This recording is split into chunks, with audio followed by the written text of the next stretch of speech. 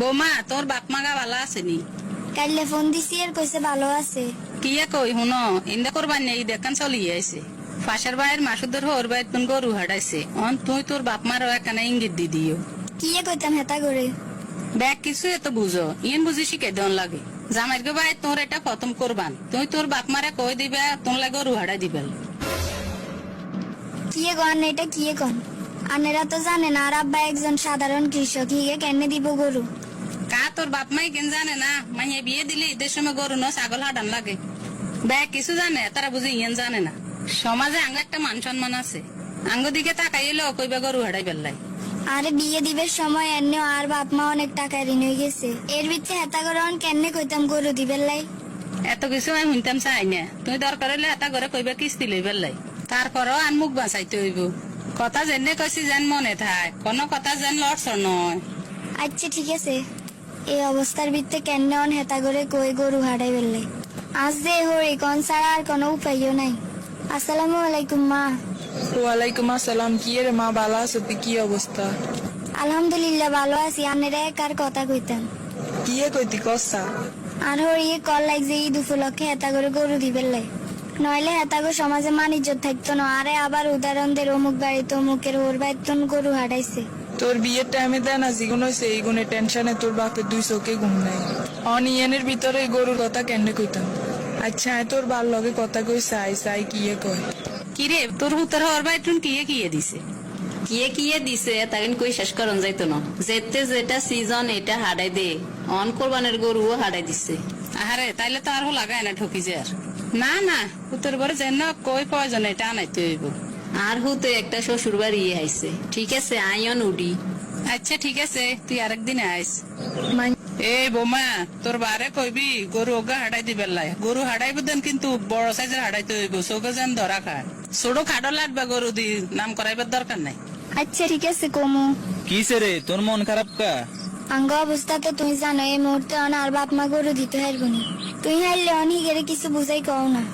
এত বুঝাই শুনে কইতে পারতেন না। মাঝেন কইছে এটা দন লাগবো, তুই এটা লই আর মার্কেটিং করিও না। তা তাই বাপের ভাই ফোন দাও যেন গরু হারাই দে। শেষ পর্যন্ত তুই বুঝি হিগে তাইলে আসো। ভাবি যে দুইটা দিন আনেরে দেই রান্নে অনেক চিন্তা করে রেন, আনে কিলে চিন্তা করে রেন কোন সাই। আপু আনে ছোট মানুষ আনেরে কই লাভ হইবনি। তারপরেও কোন উপকার করতাম না, হারলেও ক্ষতি করতেন না। আর বাপের গো অবস্থা তো জানেন, কোন রকম ফ্যামিলি চলে। আনের মা হচ্ছে আনেগুলা গরু হারাইতাম, নাইলে বলে আনেগো সমাজে মানিজ্য থাকতো না। ঘটনা কি আম্মা হঠাৎ এরকম হয়ে গেল কা? আম্মা আগে কইতো ভাইয়ের শ্বশুর বাড়ির তো নাকি সুতো হলইতো না, এ জায়গা তন গরুলে চাপ দিল গিললেই। আচ্ছা আইন এটা জবাব লো মান নন চিন্তা করি না ভাবি। না ছোট আপু আন্নে কিছু করেন না, পরে আরো সে গরম হয়ে যাবো আম্মা। আন্নে কোনো চিন্তা করি নাই আর বুঝ মতো কথা কমু। কি রে জি তুই কিয়ে কইবার লাই রাখ দিলি? আন্নেরে কইতাম যে অবস্থা এবারই আমরা কোরবান দিতাম না, শুনছি গরু ছাগলের দাম অনগা বেশি থাকবো। তুই লাদা সুটকে এত কিছু চিন্তা করার লাগতো না। এবার আমরা গরু কিনন লাগতো না, মা এনে গরুর ব্যবস্থা করিয়ে লেছি। কন্তুন ব্যবস্থা করবে না, না গুবাই তো নাইবো না কি? তোর নানারা কি তো গরুদের হেতা গৌকি মাথা খারাপ হয়েছিনি? তোর বাইয়ের হওয়ার বাই তো না নাইয়ের আবার আয় কই দিছি বড় সাই গরু দিবেন লাই।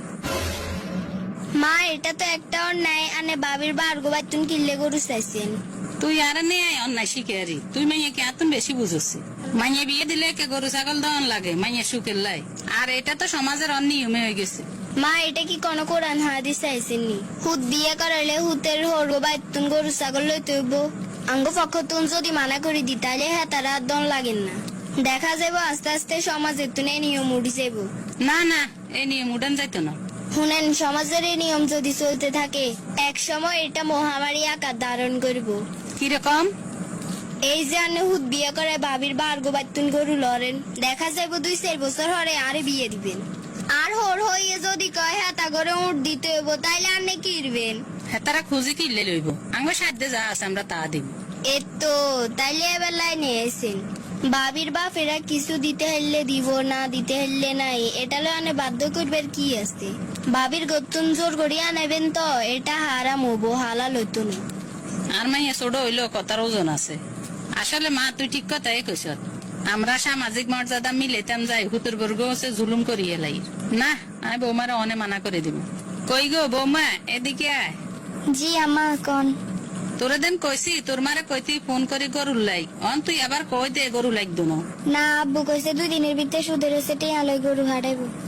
আহারে আয় কত বড় সাপ হেতার গছে উড়াই দিছি না রে বৌমা আয় মনে তুনে কইয়ে লাগছি গরু ছাগল কিচ্ছু দন লাগতো না কিল্লে গো মা হঠাৎ মানা করে রেন কিল্লে?